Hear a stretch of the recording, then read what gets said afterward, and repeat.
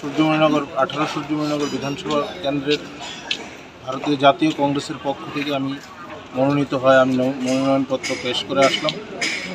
আমার বিশ্বাস 18 সূর্যমণিনগর বিধানসভা কেন্দ্রে আমি 100% জয় হব এবং যেভাবে একটা সন্ত্রাসের ভয়, সেই সন্ত্রাস মুক্ত করব। প্রথমে আমি এই আশা নিয়ে এবং এলাকার মানুষের উন্নয়নের স্বার্থে কাজ করব এবং ছাত্র যুবক এবং শ্রমজীবী মেহনতি মানুষের স্বার্থে কাজ করব, সেটাই আমার মূল লক্ষ্য।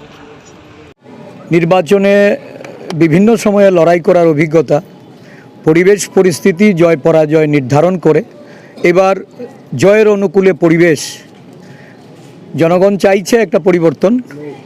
আমরা সবাই পরিবর্তনের দিশায় চলছি। প্রত্যাশা রাখছি যে ভোট পর্ব নির্বিঘ্নে সম্পন্ন করার জন্য কমিশনের যে দায়িত্ব, কমিশন এই দায়িত্ব পালনে এবার প্রয়োজনীয় পদক্ষেপ গ্রহণ করেছে।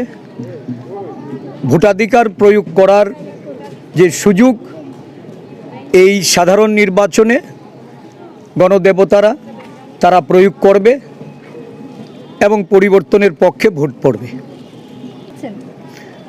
অসম্ভব ছাড়া, এক কথায় বলতে গেলে যে একটা পরিবর্তন, এই পরিবর্তন এটা জনগণের আকাঙ্ক্ষা, শাসক দল ধরাশায়ী হবে।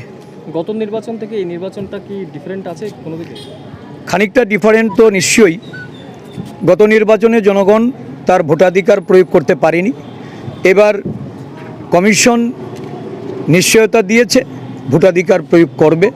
স্বাভাবিকভাবেই জনগণের ভোটের যে মর্যাদা, এই মর্যাদা রক্ষিত হবে, এটাই আমাদের প্রত্যাশা।